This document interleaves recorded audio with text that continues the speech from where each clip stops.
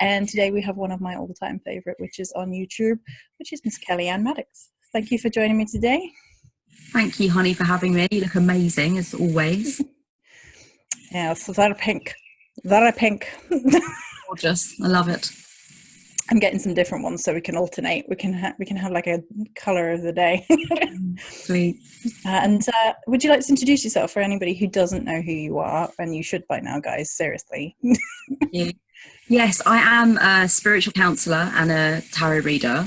And I teach primarily on YouTube self-love, shadow work, and freewheeling witchcraft. So no rules for people that want to step up from the umbrella of tradition and just design their own thing. So I talk about witchcraft on my channel, but also talk about psycho-spiritual things, self-development, basic life hacks for getting over things like addiction, self-harm, stuff like that. So it's really whatever pops into my head that I want to talk about. And I do share about my own journey as well. So yeah, but magic is a topic I return to time and time again. Mm-hmm. And what I really love about Kelly-Ann's channel, if you guys don't know, is that you have such a deep psychological perspective on a lot of things that you do. You bring in psychology, and Kelly-Ann's very intellectual. And the Kelly-Ann's videos are the kind, I've said this before, but I will say it again because I think it's worth repeating, that with your videos I have to like sit and watch them, and because they make me think and they engage me, and I'm thinking through it afterwards. Whereas some videos you put them on in the background or whatever and you get on with whatever you're doing. Not Kelly-Ann's videos. You have to sit and think about them and take notes. I have been assured that people take notes while they watch my videos. Yeah. Teacher Kelly-Ann. So today we're going to be talking about magic and just how what we feel magic is, our perspectives on what magic is, how to improve your magic, what works, how to kind of live authentically within your own kind of magic, and maybe not get railroaded by what everybody else is saying and what everybody else is doing with regards to magic and that sort of good stuff. So how would you describe magic to somebody who came to you and was like, Kelly-Ann, what do you mean magic? I wouldn't be able to describe it in any definitive way because the beliefs about it differ from person to person. So I'd probably try and go through the magical models, like the energetic model, the spiritual model, the psychological model, the combination of all of those type model. Mm-hmm. And then I would describe what it is to me. And I think principally what it is to me, I'm working in the psychological model via the energetic model. So I like to imagine energy and the transference of energy and stuff, but I think what's really happening is a form of, for me anyway, sort of a self-transformative psychodrama, which leads to me thinking differently, feeling differently, and therefore the situations around me coming to pass differently and me being able to cope with them differently. So to me it is all psychology, but I feel like the other models are useful as well and true as well, depending on what I want. So I've got a chaos magic perspective on it as well. I'll just take what is the most useful. So I will petition demons or deities because that's what makes the most sense at that time. Then later on I can look at it and reason how it might have had a psychological result, but who really knows? So I would go through the models and then I would explain which model I like, and then I would invite someone to decide which model they like. I think it's a hugely personal experience with magic, and I think a lot of the problems with discussing magic are when people are trying to apply one school of thought or one way of practicing to what magic is. And if that doesn't work for an individual, it's never going to work for an individual, because it's basically how you're interacting with the world around you, seen or unseen, or however we've decided magic in our head or outside of ourselves works. Then that's a major thing for me, is kind of trying to be like, how do you think it works? Because when people come to me, that's immediately what I say, is I'm like, well, what do you think? Yeah, exactly. And drive me crazy. if you give people sort of the details of what different people think and what they have thought through different eras and civilizations or whatever, like what are the options for thinking about what it means, and then I think it's just a case of someone coming to their own conclusion. As soon as you start to get really hard and fast and definitive about what it is, I think, well, it turns me off anyway. I don't like that. Yeah, it's better to be expansive about it and kind of feel your way through it. Has your interaction with magic and what you believe magic to be changed over the years? Has it evolved? Did you start off one way and evolve into something else? Definitely. I used to be used to be, even at the time I started the YouTube channel, I think I felt that I was more in the energetic model side of things. So I believed, you know, that it was about shifting energy or moving energy towards something or pulling energy away from something and having an understanding of that. But I focused more on external results then. So now I focus more on self-mastery and self-commitment.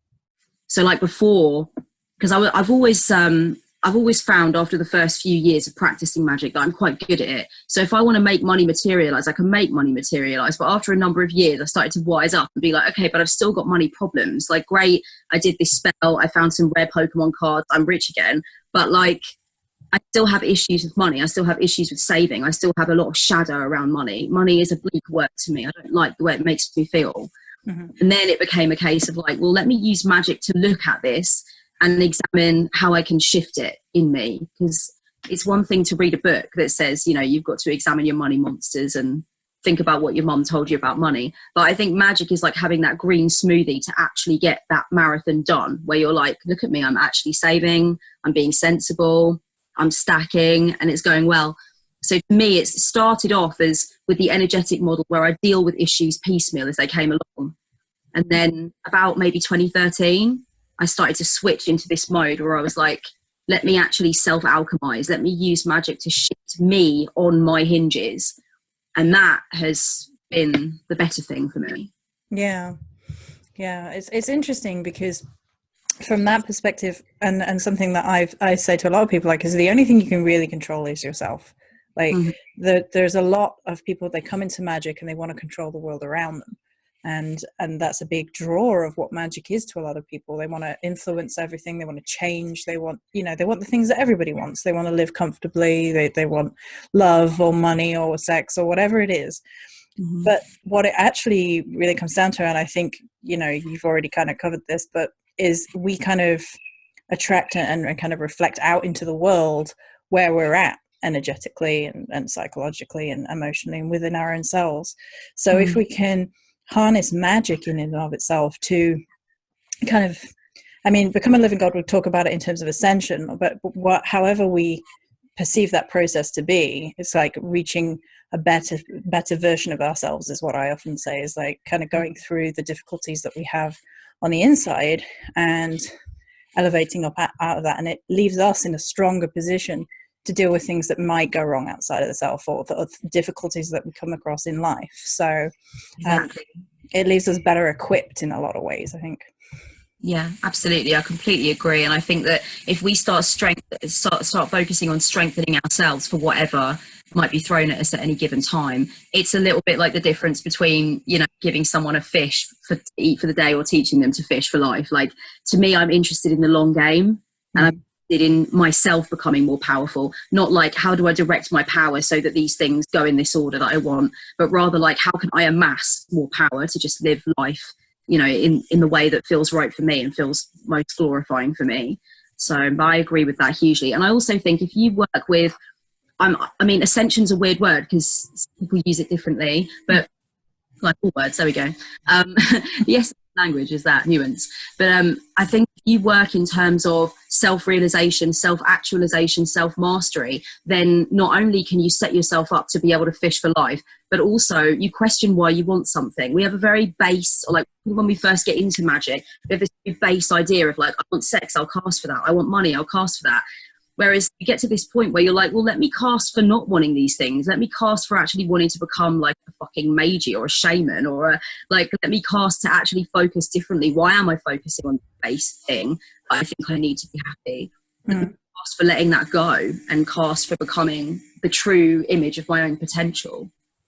Do you think it's inevitable that paths of magic forces into shadow work and looking at ourselves in a very introspective way? No, I wish it was inevitable. It's not inevitable at all. Sadly. I think only people that do that should be allowed to do magic. Fascist of me. No, there's loads of people doing magic that will never, ever, ever be even remotely interested in doing shadow work. And I think there's some people that do magic that think shadow work is quite wrong, and it's not a good idea to focus on darkness or confront those aspects of self. I think there's some people doing magic that are just doing it for completely unethical reasons, and don't want to look at those reasons, or, you know, that they're taking a really shitty path with it, a path of wanting to control others or whatever. So yeah, no, I don't think it does at all. It was inevitable for me, I'm sure. But some people aren't set up that way, are they? They don't want to do that work. They use magic for what they can get from it, and that's the whole animal for them. Do you think that limits their abilities in magic? Do you think that limits their power and their depth of understanding of these things? Well, I would say yes. Of course, it's my way or the highway, damn it.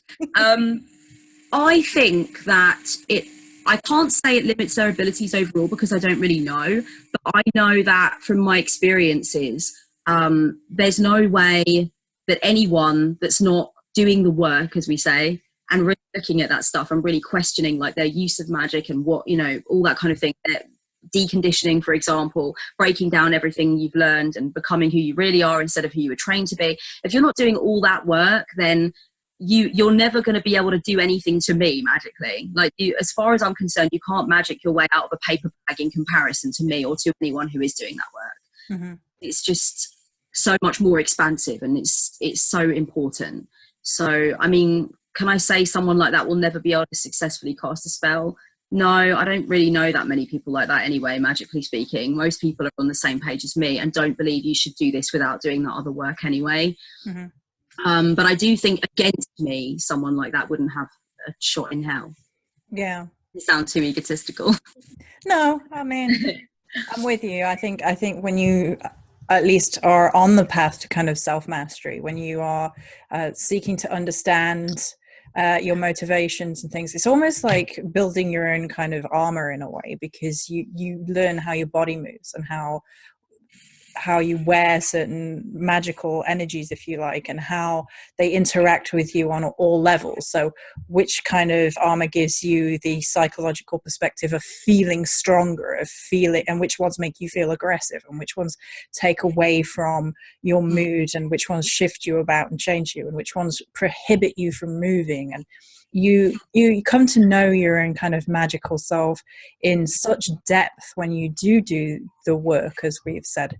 And shadow work, for anybody looking at us like, what are you on about, is when you're dealing with psychological elements of yourself, which I refuse to call negative. I think that they are wounded parts of the self, is kind of how I think of them. And perhaps it's training or negative influences that have come about at some point as you have grown up, and they have kind of got into your head and indoctrinated you in such a way, or tried to indoctrinate you in such a way that is of detriment to your everyday life, whether you realize it or not.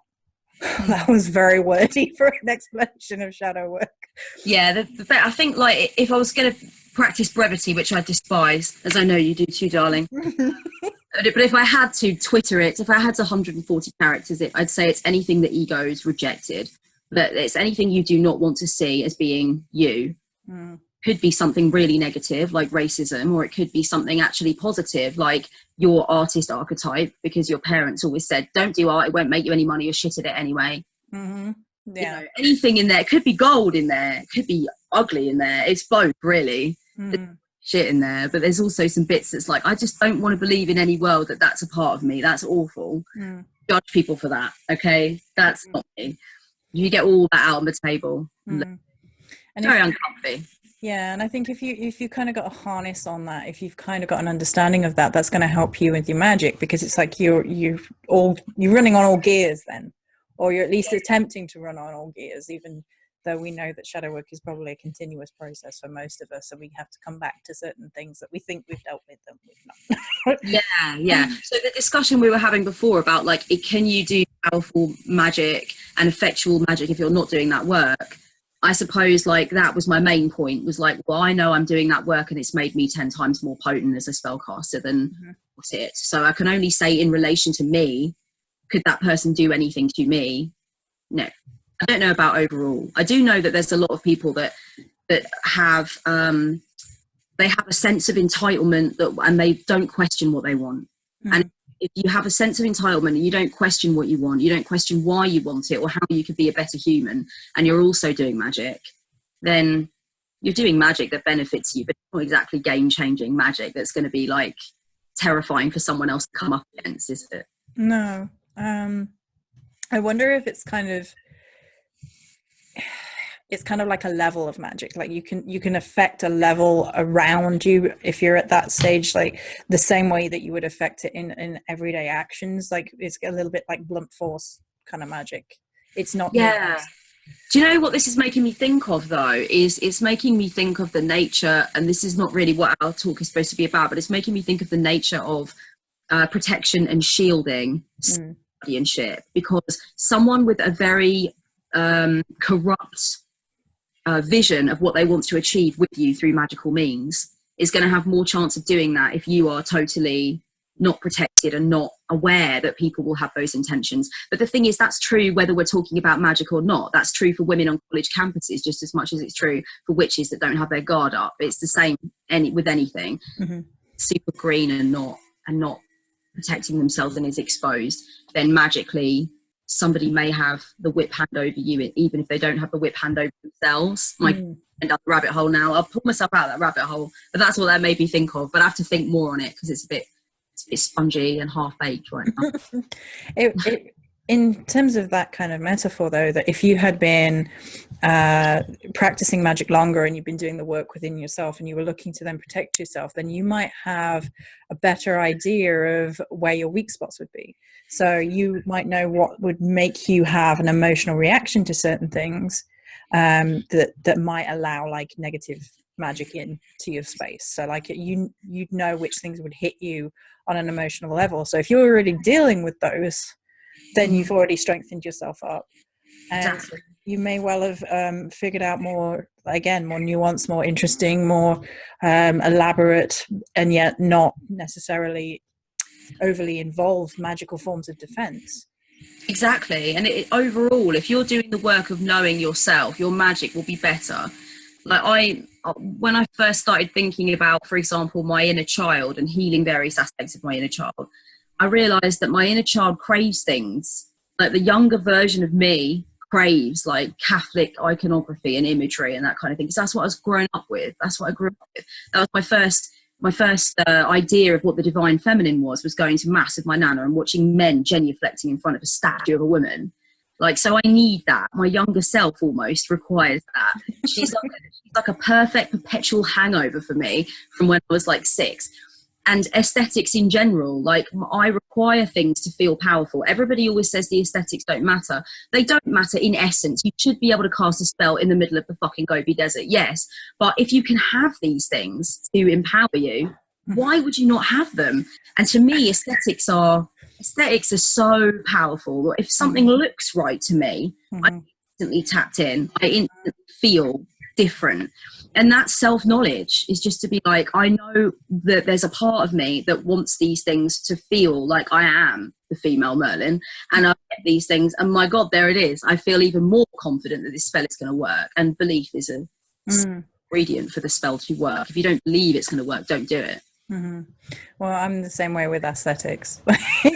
I quite like this is really Virgo, but I really like my spells to have like a symmetry and a balance to them. So quite often I'll be, if I can work with 3, but like otherwise things probably have to be like, there has to be 1 on either side. Or there has to be like a color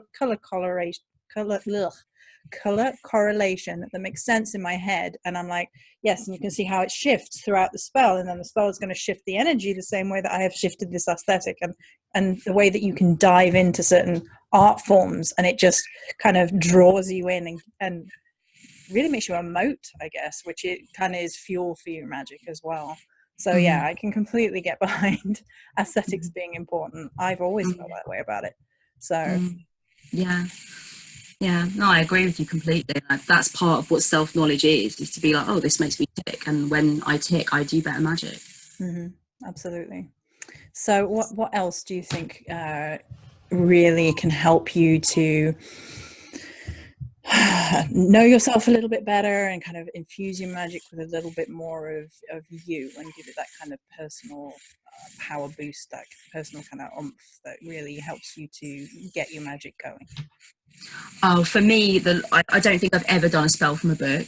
It just wouldn't work for me. If I see something I like in terms of the rhythm of the words or the structure of it, I'll just rip it and do my own thing. Um, I don't mind customizing or building upon, but I could never use something someone else has written or designed. Mm-hmm. Also, I kind of gave myself permission many years ago to use my own correspondences and just throw out any idea of, and a lot of the mainstream accepted wisdom correspondences I go with anyway, but some of them I'm like, nah, that's not what that means to me. Mm-hmm.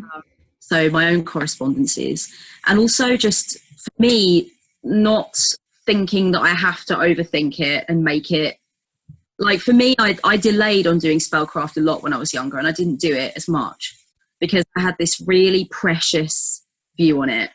I was just so precious about it. I'd like everything had to be so, and I'd write it and rewrite it and be like, oh, I could bring something in here, or I never would let myself do like quick and dirty magic. Everything had to be so scripted. What I realized is that the magic is in allowing for something unscripted to happen. So even if I do want to write it out and set it out and decide there's going to be a number of phases to it and these are what they're going to be, I have to just allow myself to start babbling some shit that's not written down, or do something random. The amount of times I've just done something random where I start moving my hands and my brain isn't engaged yet. And I'm like, that's interesting. Why am I doing that? Why am I pouring that on there? Okay, fair enough. Mm-hmm. You just have to let yourself flow into it. And very often that like instant, the mindful sort of like presence knows more what to do to make the spell pop than you 3 days ago when you designed it. And you were like, right, this is what I'm going to do and this is when I'm going to do it. So I think allowing for unscripted things to happen is important. And also for me, words are really important in spellcraft. I'd never do a spell where I don't speak aloud some words, whether they're spontaneous or whether I've pre-written them. Mm-hmm. To me, the words have got to be the way I like. So when I look at spells that a lot of people have written, I don't like the way they're written. They're sort of faux Old English, mm-hmm. or they have bits of Old English that don't feel right for me at all. It just makes me feel like I'm trying to be something that I'm, or they're a bit Shakespearean, and I'm like, nah, this is just, it feels like I'm trying to do something that I'm not trying to do, you know? Mm-hmm. So to me, it's about, I've got to hear, I've just shutting some things down because my internet connection is apparently upset. There we go. I've got to hear it and know that it's me at my most powerful. So my spells sound much more like an Ancestry poem mm-hmm. than do like something from the 16th century. It's just not right for me. It doesn't sound like how I talk. Yeah. So it's basically a sense of authenticity within your own magical spellcasting. If it feels like you're not being and embodying and channeling yourself, then you're losing your kind of touchstone with your magic kind of thing as well. I can totally see that. So I don't write things out. I don't like over plan things at all, because the minute I do that, I feel like my creative self starts to feel like it's boxed in and dying off, and I immediately rebel against it. I don't know what this says about me, but the minute I'm like that it has to be this way, I start rebelling against that thing, and I'm like, no, I can't do it. And then my magic is like, no, we're doing something else now, because we can't, because that is so confined, so constricting, that it takes away from that sense of magic. Because for me, magic starts as that kind of gut feeling, that kind of that it's something other, it's something beyond, it's something both natural and unnatural. It kind of has that feeling of excitement and anticipation and mystery in some ways, and that might be part of the drama of creating that magical archetype like we've touched on, and kind of like embodying that within the self, and we give ourselves titles and things of that nature to embody that kind of otherness with magic, that it's not mundane, it's something outside of the usual, it's delving into ancient texts and doing spells and having altars and all the rest of it, and we like how it makes us feel, and then the magic kind of bubbles up from that point to me. And when we're trying to constrict it, like, you must have it like this. So I'm really contrary, because on the one hand I'm like, I like having my spell set up like nice and orderly, and then when I'm doing the magic I'm like, right, make something up and then see how things go. And see what needs to be in this. And quite often when I'm creating, in terms of like physically creating things, I don't even think about it. Don't even think about the correspondences. I'm like, what do we need? Yeah. And it'll just flow from that point. Yeah, no, that makes sense. I like a bit of structure, but I think for most of my stuff, but I like the idea now that I can just do something. Sometimes I just feel the very deep need to do something and I just go and do it. Creating a structure now for me, that structure is pliable. It's just room for unscripted stuff to happen. So it's like before you go on a trip and with someone and you're like, hey, this is where we're going to walk. But if we see anything interesting, we'll give ourselves the freedom. We've got the time. We'll just go where we want. Like technically we're going up here, but you never know. We might see a gingerbread house or anything. And that's more how I am with magic now. I'm like, this is a rough idea, but if some shit, I'm definitely going to go with it 100%. I often find that after the fact, that if I listen to my instincts with these things and then go look it up afterwards, I'm like, oh, so yes, it did make sense in terms of the correspondences, as such as they are. Although I do like the challenging of these preconceived ideas of what magic has to be. So correspondences is a really good one, because people have presented these correspondences for a while now, and sometimes you look at them and you're like, where did this come from? Is this in folklore? Has this arisen out of that, or did somebody write this one day and now it's just fact? Yeah, I don't know where these things come from. People are always asking me for a great big stack of witchy books I recommend. I don't fucking read them. I did when I was younger. I have some on my bookshelf and lots I've given away over time, but people ask me for lists of correspondences or books that have good correspondences. And I've never thought to myself to check, where do these correspondences come from? Like, where in the beginning did they originate? Where is the grimoire from which all this stuff came? Like, is it passed down through oral tradition, or are we believing this person, that this particularly is the set of correspondence we should use because this was published by Llewellyn and it was written by Scott Cunningham and he said that these like, where did he get it from, kind of thing. I just think lists of correspondences, of course they should always be suggestions, but even then I agree with you, like, where did this stuff come from, and why are we sometimes being taught to learn these things by rote and use them rather than checking in with what we actually feel? Because magic should be something that is a deep feeling, and it should come from you, and it should feel like it matters to you.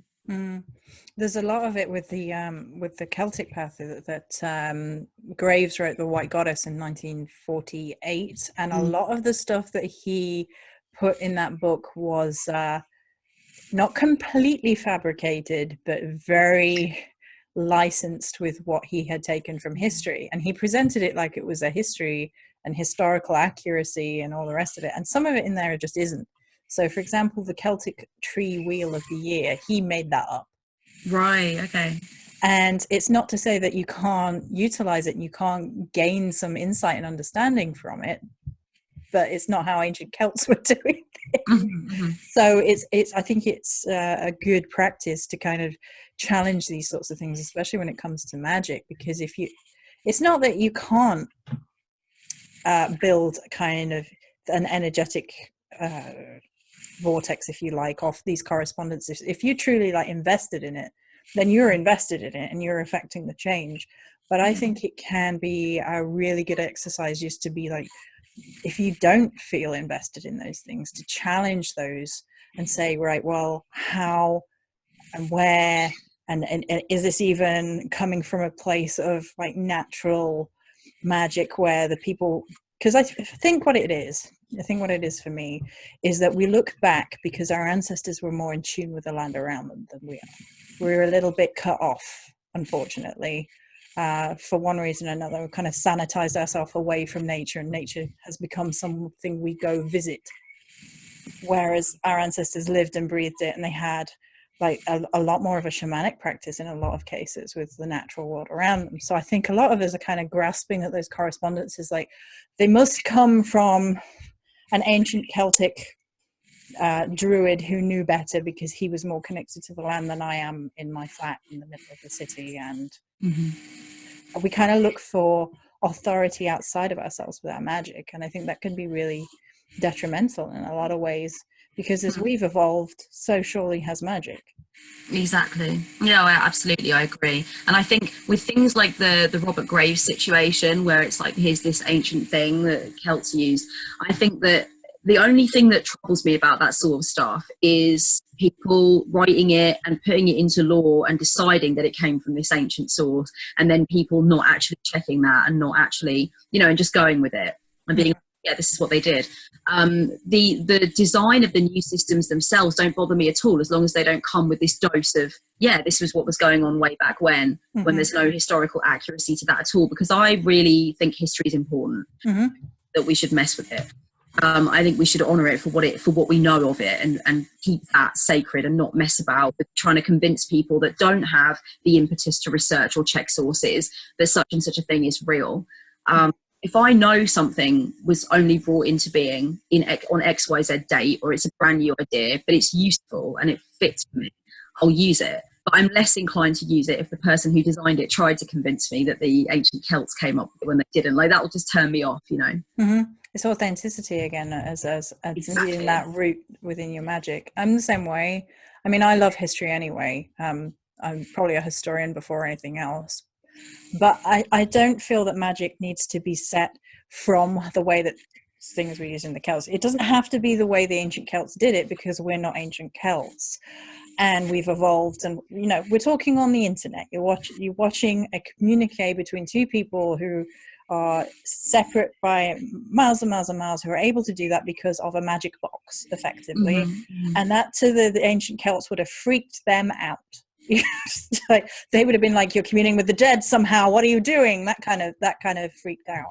And it's okay that we've evolved, but at the same time, I don't want to be saying like, yeah, this is how the ancient Celts did it, so this is how I'm doing it, especially if it's not how the ancient Celts were doing it. It's like, guys, I don't, it's not helpful either. It's a weird thing that we have, that on the one hand, everyone's like, well, if it's ancient, it's better.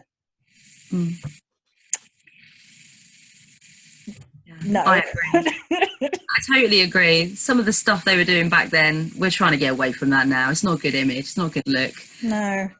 It's a little bit like people, there's a few, the conversation rolls around every now and again about lineage, and people claim lineage and stuff. And the idea that you should respect a witch more if her grandma was doing this, or her grandma's grandma was doing this, or she was taught by her mum or whatever.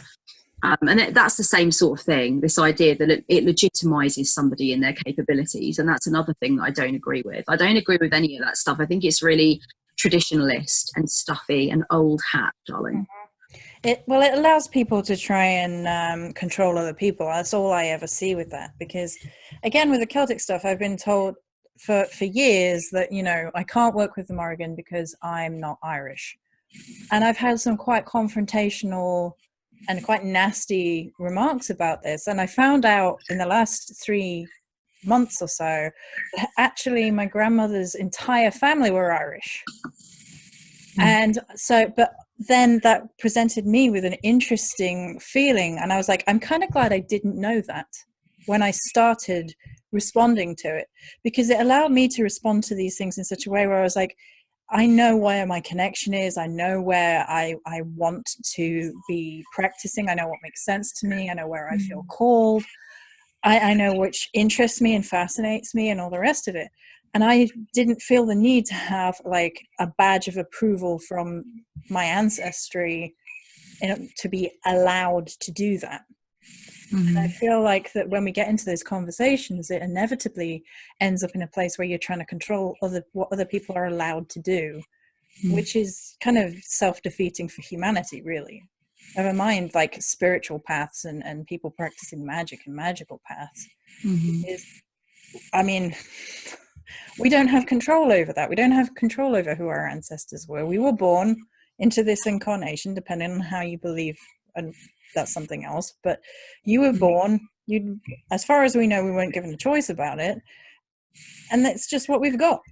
But why should that change what matters to us? What really matters to us? And for most people who are investigating magic or spirituality or around the topic, that really matters to them. It's something that they're invested in, heart, mind, and soul. So, yeah. what matters to you is the whole animal in a way. I must admit that I'm at a loss as to understand this focus on ancestry, and I wonder sometimes if the intense focus on ancestry is to do with a deeper need for a feeling of belonging that won't come from getting your results back and going, oh, I'm actually this many percent whatever. Mm-hmm. But that's just me. I'm not very ancestrally focused, to be honest, especially not in magic. But, I think that if something matters to you and it's the end of the earth for you, it will make everything you do around that so much more powerful and potent and strong. Like, that's why I have the Blessed Virgin Mary on my altar, because I've known her since I was born. Mm-hmm. So she matters to me. There's a strong connection there. And you could say in a way that is a leftover, an ancestral leftover, because I'm undeniably Irish Catholic. So it is an ancestral leftover in a sense. And if that matters that much to me and I can empathise with that, then I can empathise with someone's strong connection with where their ancestors came from, even if they've never visited, even if they never intend to or can. So yeah, if it matters and you feel it's potent, it will make you more potent. Just the same way, if you think a certain amulet or trinket or oil or whatever is going to take things up a notch, it will, because you will feel it does. But that goes back to the psychological model, which to me is the whole animal. Like, what matters to you? And that's why I think lists of correspondences are a useful thing for you to consider. And that's it. That's the extent of it. Mm-hmm. It's got to be what matters to you. What does this colour, what does this oil really mean to you? Mm. And it doesn't mean anything to you. Don't use it. Replace it with something that makes your heart busy. Yeah. I always think it's interesting when we consider that we're all perceiving colour differently anyway. Like, everybody perceives colour slightly differently to everybody else. And there's even this argument that we might not all be seeing the same colour anyway. We might have agreed that colour there is red, but how do I know that what I'm seeing as red is what someone else is seeing as red? And we've learned what that is, and how we perceive it is different. But I know how we perceive different colours is different because of the makeup of our eyes and things, and the way that we all perceive colour slightly differently. Yeah, there's been a few things like that. The dress, is it gold? Is it blue? Well, that was stunning to me. I was like, you're actually seeing that? You're lying now. You're lying. Not.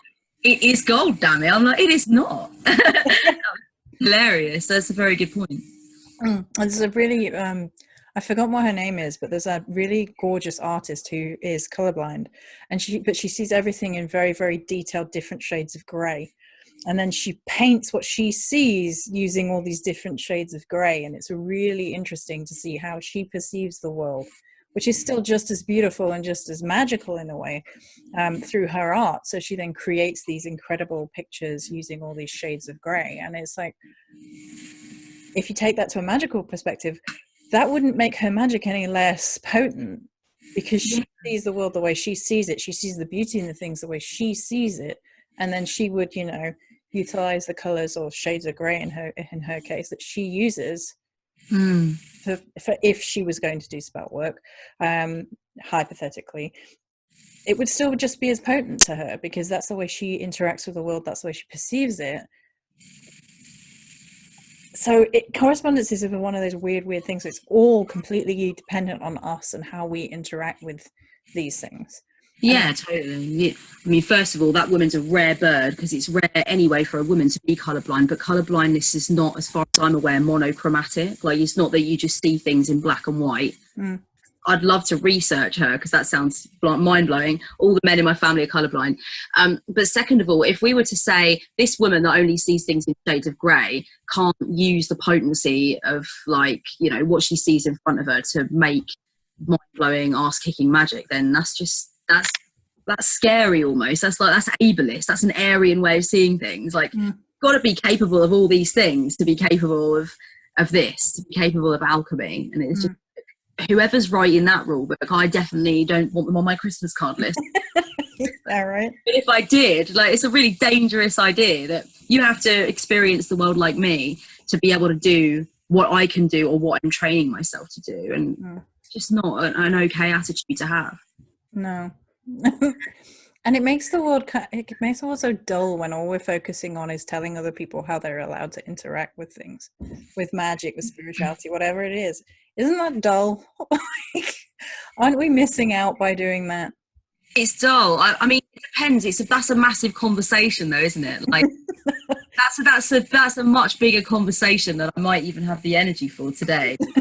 Well, we're about time anyways. Yeah. I don't know. I've made videos. I mean, how can I put this? I think going back to the shadow work question, I would question consciously why I want to explore certain things or use certain things or do things a certain way.